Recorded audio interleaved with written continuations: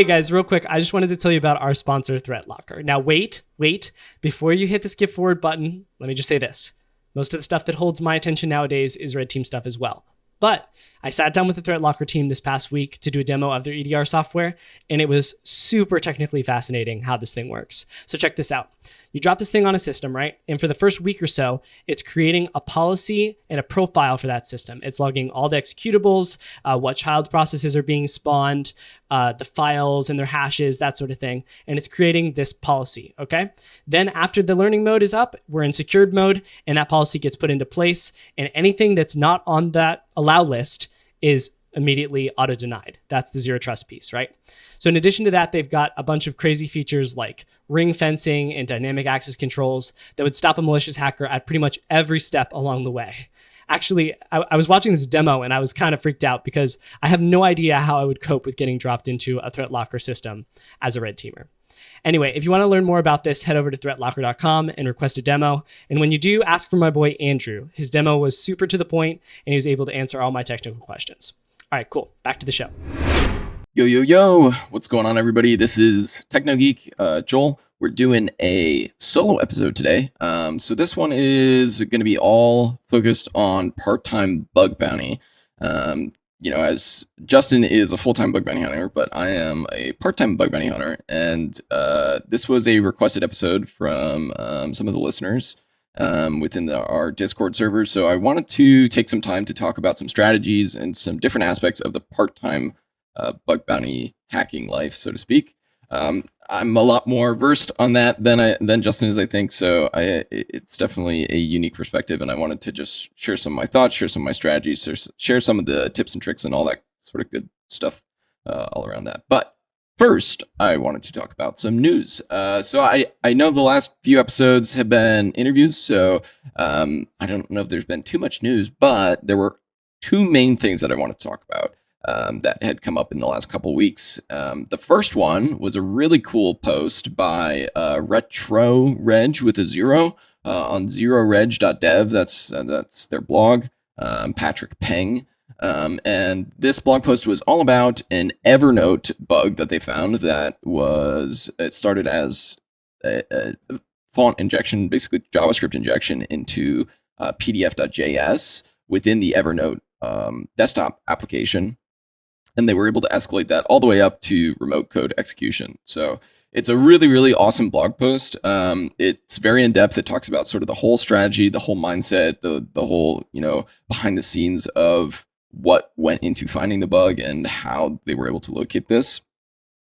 Basically, what they were able to do is they found that Evernote uses PDF.js, which is very large, very well-known JavaScript library for rendering PDFs. And within this, there's this font, construct or whatever. I'm not sure what the right word is, directive, I guess. And you can create these font objects. And the way that it's parsed by PDF.js is faulty. And you can use this to basically sync all the way into a function creation call within the JavaScript that creates a new JavaScript function to get arbitrary JavaScript execution. So from there, you have JavaScript execution when a PDF gets loaded and rendered by PDF.js within the Evernote app. But due to the restrictions that were in place for security purposes, you couldn't steal their cookies. You couldn't, take over the account very easily. You couldn't do much at that point. But there is this inter-process communication, functionality that's built into these Electron apps that allows apps to talk with different other parts of the app. There's like bridges and there's, sort of sectioned off parts of the application that are communicated through this IPC process. And through this, there was a specific IPC handler called like the broker bridge, where you could do all these different actions. And one of those actions ended up being that you could open file attachments. And so through this very elaborate payload, which is, if you read through it, you're like, what the heck is this? But he does a great job of sort of breaking down all the different parts and what each part means and how it works and so on.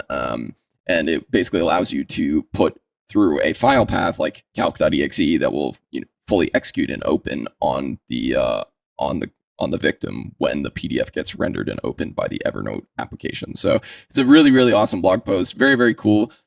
Great research. Really does a great job of demonstrating how you can sort of take that to the next level. Because I think you probably could have just submitted it as is and said, hey, I have this vulnerability. I can execute JavaScript within the PDF when it loads. Done. Maybe it's a medium, maybe it's a high or something, and just call it a day. But he really pushed through, went the extra mile, found that impact there, and got it all the way to remote code execution. Code execution, file execution.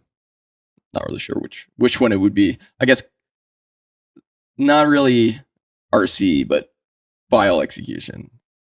Remote file execution, RFE. Anyways. Yeah, so very, very cool. Check out that blog post, read through it. I know a lot of Electron apps are out there. It's a very interesting attack surface, if you ask me, because it's sort of that bridge between where XSS starts to affect client applications. There's a ton of Electron apps out there. I think a really famous example is Discord. I don't know if it's still fully Electron, but it's JavaScript based, and it basically has a console and everything. So yeah, there's definitely a lot of applications out there that are using JavaScript and are using Electron, and it's probably a ripe attack surface for some vulnerabilities. Cool. The next blog post I want to talk about was from AssetNote. As always, the folks over at AssetNote are doing crazy, awesome research. And this one was a very elaborate bug chain in ServiceNow that let them escalate to being able to access basically all of your ServiceNow data. So it started out that they noticed that there was this strange decoding behavior where there's sort of two levels of protection on this rendering. There's this template renderer, and if you can manage to get some tags through this template rendering process, then you would have, potentially very serious implications through full template injection. And so they started looking through the ServiceNow application, and they found a specific spot where there's no escaping explicitly being done on user input. And they were able to find a way to get a user controlled parameter that just dumps directly into the page, and they started fiddling around with it. So AssetNote does a really awesome job of sort of walking you through their thought process as well of, this is what we tried, this didn't work. Then we looked here. Oh, we noticed this interesting thing. Then we tried that. That didn't work. Oh, we noticed another thing, and so on. So it's a very, very good read. It's very easy, very digestible, but it's an awesome demonstration of how you can escalate a bug. So they went back and forth basically with the application. They noticed, okay, there's a sanitizer here. Oh, we can only put certain tags through. All right, style tag is allowed. We use a style tag to escape the HTML. Now we can put arbitrary tags in. Okay, now how do we actually get this to do what we want? We want to use this evaluate tag so that we can actually run our own code in the template rendering engine, right?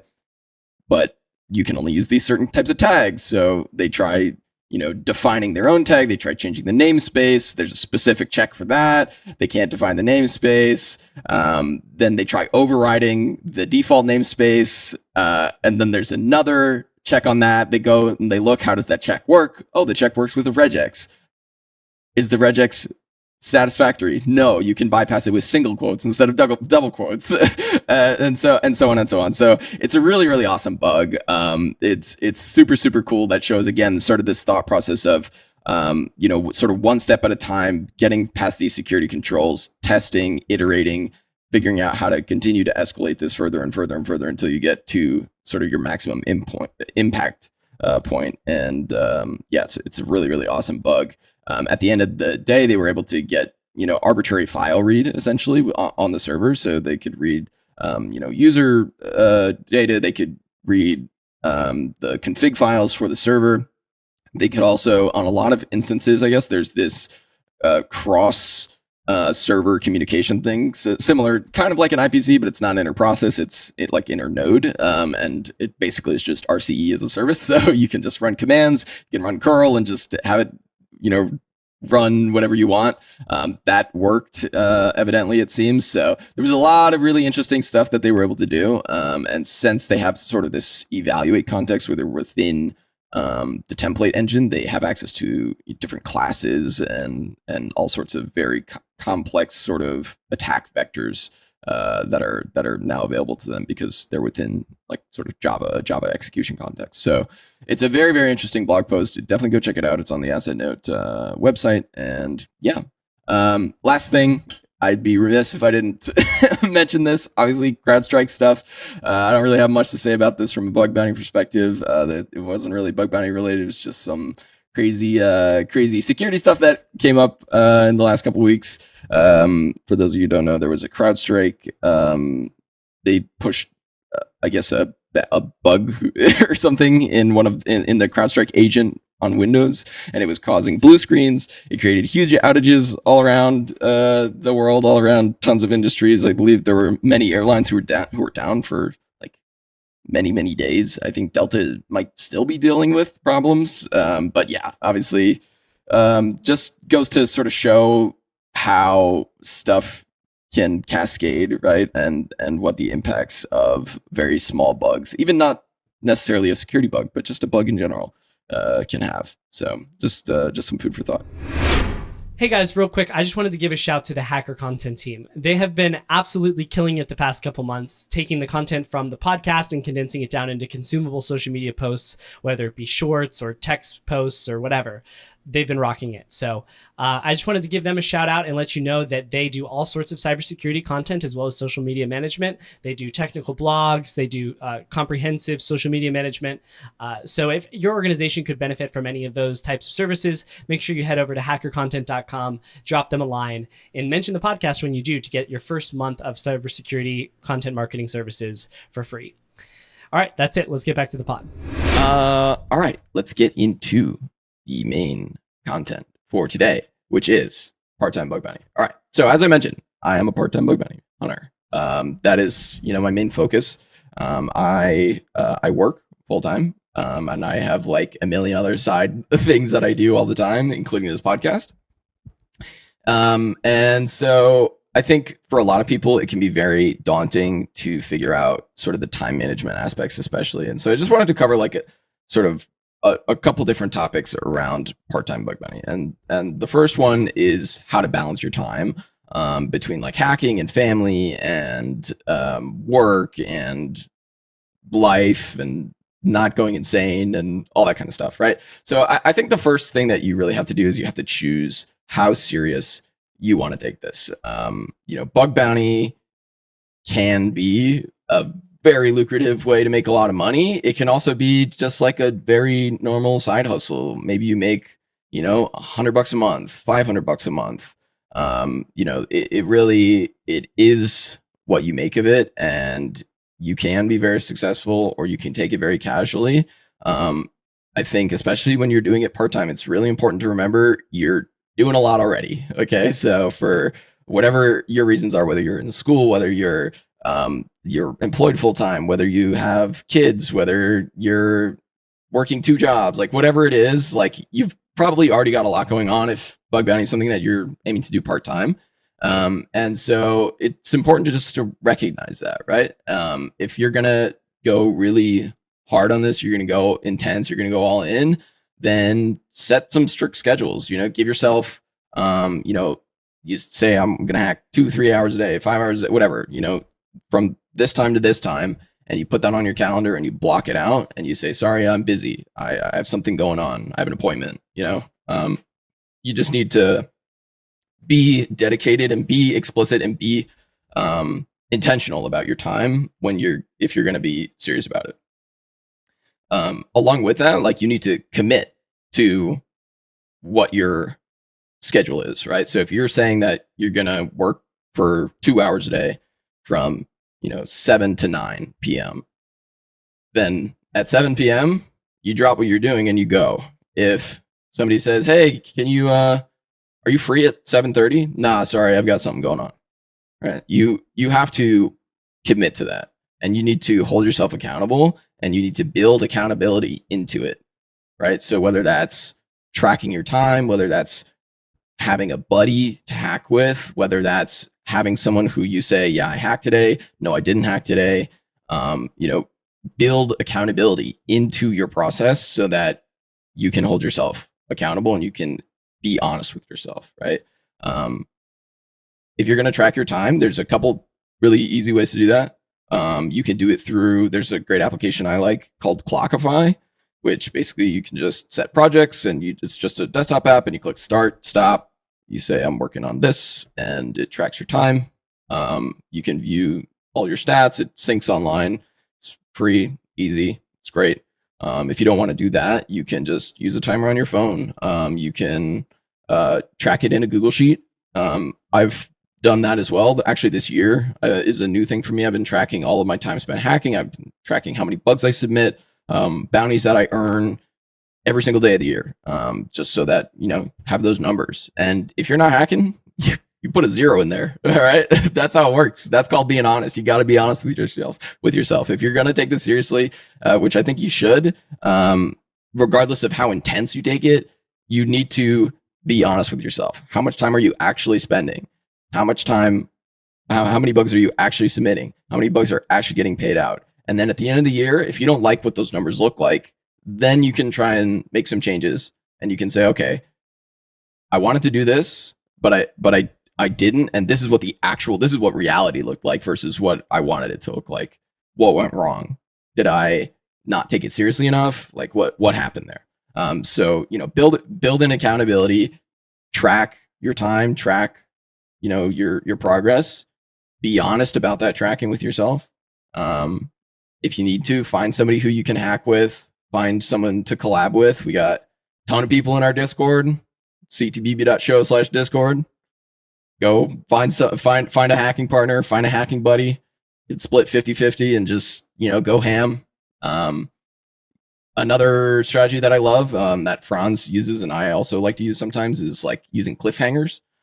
Or you can use any sort of dopamine chasing strategy that works for you. So whether that's, setting up, something that's really exciting and then stopping hacking right before that so that the next day you're really excited to come and look at that thing that you were looking at the day before. You can do that. Or, if it's changing targets frequently, whatever works for you, that like gives you that rush, use that to your advantage. You have to sort of be your own coach in this scenario where you need to find the strategies that work for you that allow you to work optimally and capitalize on those so that you are in the optimal space to hack when you want to hack and when you need to hack. Okay. Next, picking programs. Picking programs is a big topic for part-time hackers because there's all sorts of questions around, do you pick one target? Do you pick a bunch of targets? Do you change targets 3 times a day? Do you hone in and go ham on a single target? Like, what do you do? So there's definitely a lot of different ways to do this. I don't want to get too much into the weeds on like, you should focus specifically on this one program or not. If that's your hacking style, that's great. If I always recommend going deep, getting very intimate with the application, finding all of the routes, all of the ins and outs, all the little quirks and nuances and abbreviations and everything about that program so that you are as knowledgeable as an engineer at that company when you're hacking on that. And that will allow you to make connections and tie things together and use those gadgets very, very effectively if you're that comfortable with the application. It's going to be a lot harder to do that if you're not. That's what I found, right? That's not to say that you can't find bugs without doing that, right? There's tons of ways to do that, and I'll talk a little bit about that later. But that's definitely a good way to keep yourself, focused, is to go deep on an application and focus only on that one application, become an expert there. So one thing that I like to do when I'm looking for programs is optimize for payouts and impact. And so I think those two things go hand in hand. If you want the highest payout, you want the highest impact, right? So there's a script that I wrote. It's going to be released to the critical thinkers, hopefully before this episode. If not, check the Discord. But it will be exclusive to the critical thinkers, and it basically does a bunch of program stats using your HackerOne token, your cookie, whatever, auth cookie, to look at all the programs that you're on, and it will look at their bounties and it'll look at their stats on their bounty tables, and it will identify programs that are potentially really good targets.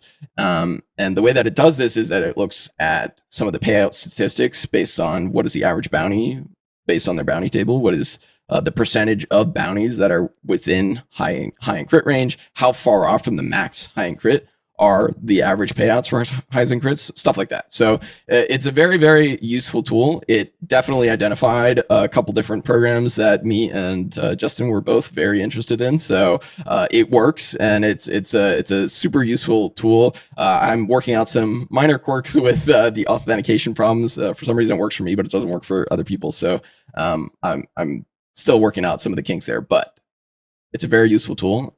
So that'll be available to our critical thinker tier, but you can do that manually as well. So if you want, just go to your program dashboard, your hacker dashboard or whatever, start looking through programs and start looking at their tables and see what percentage of reports are highs and crits, how far are they deviating from their payout table in terms of bounties, how hard are they adhering to their bounty table and CVSS, and that's going to tell you how easy it's going to be in terms of bounties, right? When you have a program who really strongly adheres to CVSS and their bounty table, where it's a high, it gets this much. It's a crit, it gets this much.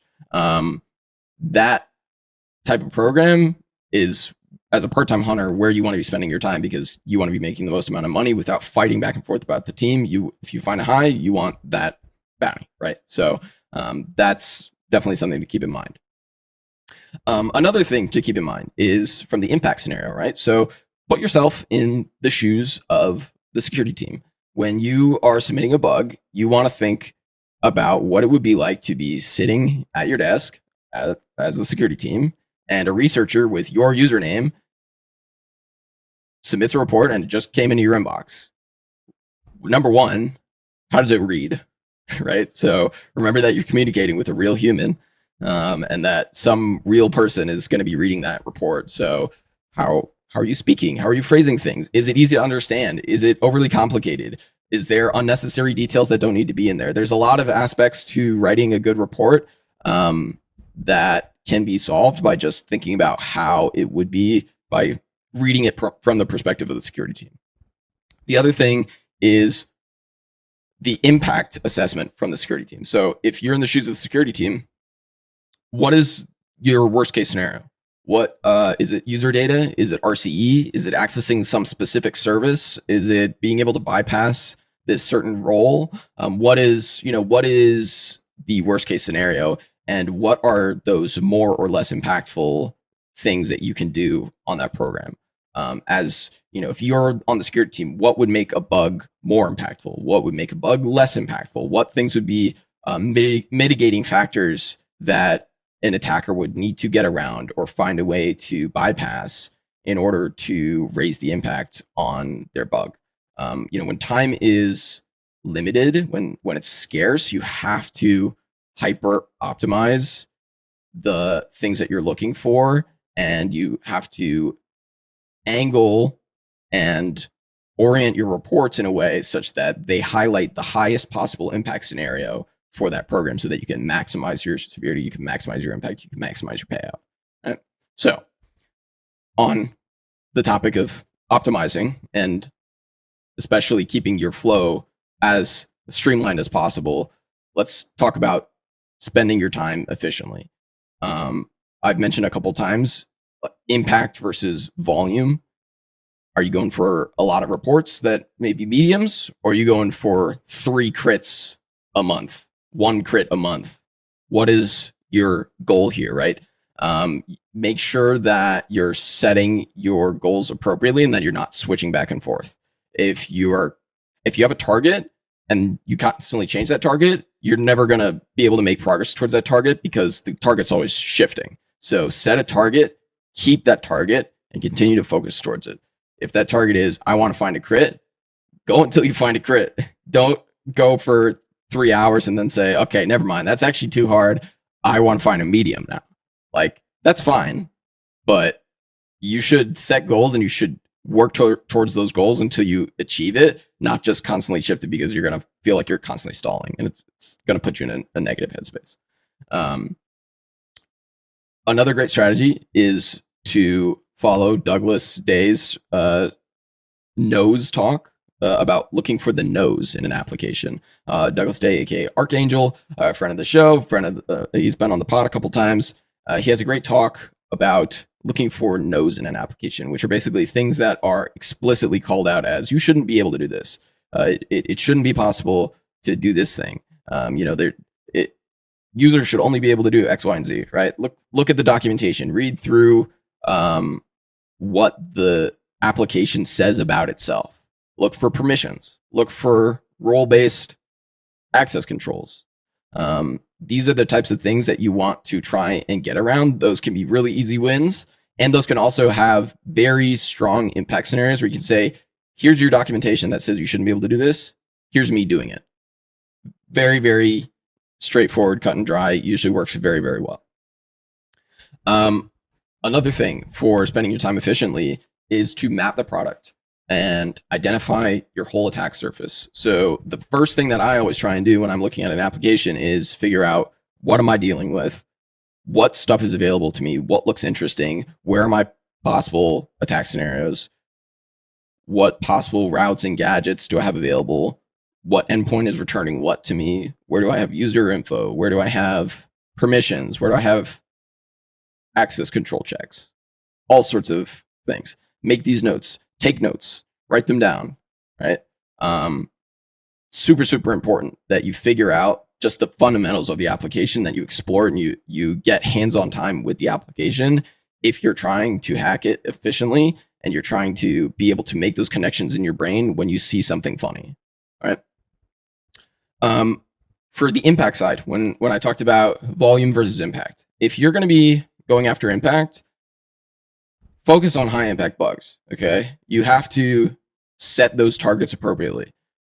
Don't be like, maybe I'll find an IDOR that leaks user info. Maybe you will.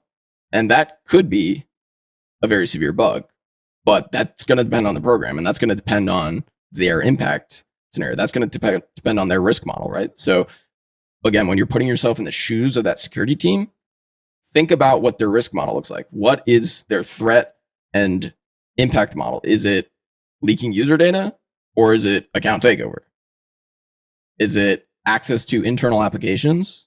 Is there a walled garden going on, right? So look for account takeovers, look for SSRFs, look for ways to bypass parsers, PDF exports, file exports, template injection, RCE, right? There's a lot of really juicy scenarios nowadays that aren't just all in the browser, that are really high impact. And if you focus just on those, you're definitely going to find at least a few of them.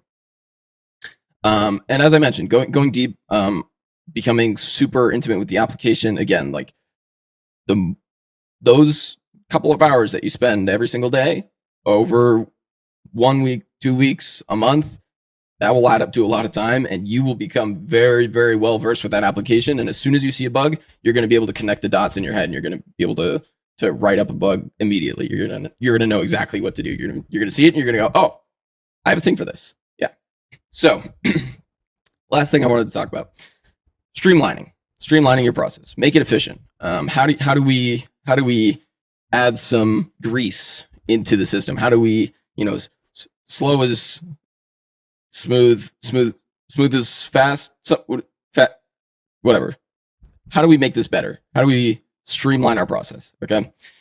Step one, just like grease, reduce friction. Okay. This is going to depend person by person. You need to find where the highest friction areas are in your process. So when you're hacking, there's going to be things where you're going to be like, ugh, this is so annoying. I hate this part.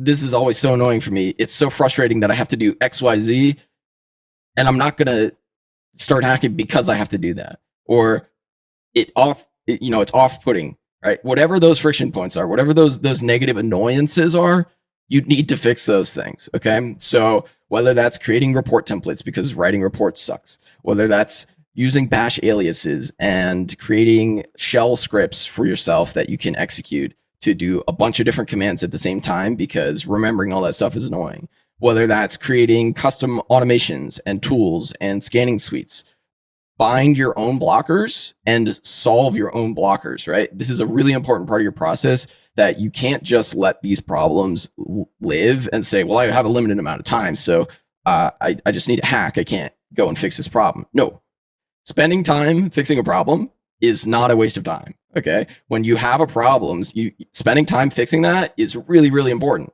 It's very important to actually spend time fixing that problem. That is part of optimizing and part of fixing that for every single time that you hack after that. If you have a problem, you fix it once, never again. It's very, so make sure to spend the time to fix those things. On the other hand, don't overdo it, okay? It's so easy to just say, oh, I could optimize this. Oh, let me automate that. Keep it simple, right? Keep it simple, but if it's clunky, if it's a blocker, if it's creating more problems than it's solving, optimize it, okay?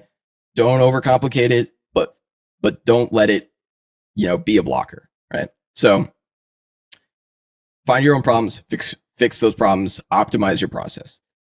Next, take notes. I said this at least twice during this episode.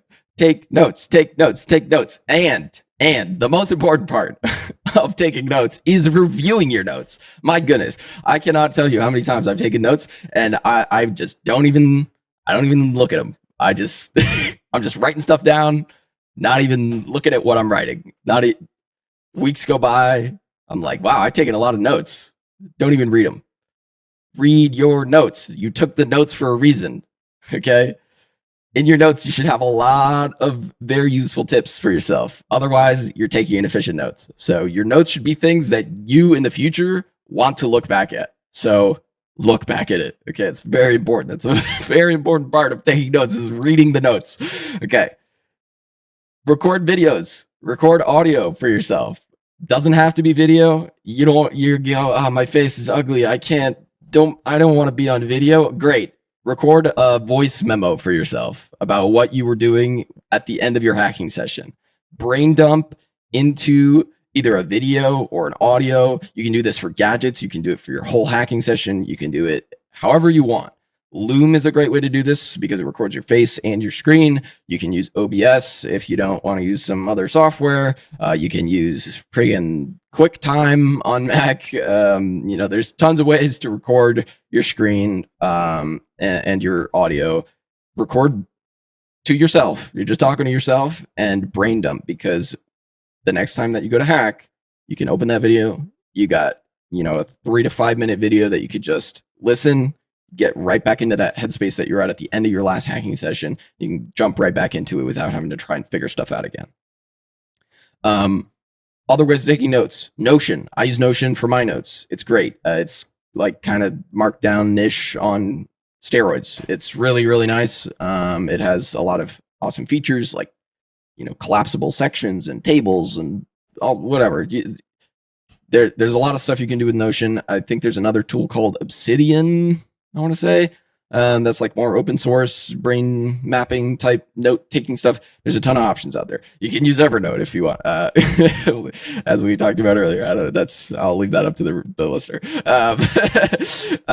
You can also use a whiteboard. I just bought a whiteboard. You can't see it; it's off screen right now. But I bought a massive whiteboard for my wall, so you can just write down some notes, dump stuff on there. Map stuff out on there. Sticky notes. I love sticky notes. I have a pad of sticky notes right here. I keep them on my desk. I have a pencil on my desk. And if sometimes even in the middle of the podcast, Justin will say something and I don't want to interrupt him, or I have a thought that I want to, make a note of, or an idea that I don't want to leak on the podcast. And I'll take a sticky note and I'll write it down and I'll just put it on my desk, or I'll put it on my monitor. Take notes. Very good. Sticky notes, Notion notes, video notes, whiteboard notes. Notes. Very good. Okay. That is pretty much all I've got. There's obviously a lot more that you can do, but I think sort of the best advice that I have is iterate, take notes, and identify the blockers in your process, right? streamline what you do. When time is limited, you have to optimize. Okay. If you want to be the most efficient hacker that you can in the amount of time that you have as a part-time hacker, you have to find the ways to make your process the best as possible. You need to figure out the way that you want to hack, whether that's high impact, whether that's high volume, whether that's focusing on one program, whether that's changing all the time. And you need to find the ways that work for you that are successful, and figure out the goals and the things that you want to get out of this. If you want to get a certain amount of money, set that money as a goal, track it in a spreadsheet, track it in Clockify, track it on your phone, track it in a Notes app, track it however you want to track it, and hold yourself accountable, right? Be honest with yourself. And it's okay to take breaks, to fix problems, to let yourself recharge, and to recognize that you are doing a lot and it's just a part-time thing. So you get out what you put in. So you got this. Good luck. Part-time hackers, I believe in you. I'm with you on there. You got this. Good luck. See you on the leaderboards. Peace. And that's a wrap on this episode of Critical Thinking. Thanks so much for listening. And if you want more Critical Thinking content, head over to ctbb.show/Discord. Join the Discord. There's lots of great conversations and chats going on over there. And if you want to support the show, there's the Discord subscriber tiers, which give you access to masterclasses, AMAs, hackalongs, exclusive scripts, and an exclusive chat channel with us. We'll see you there.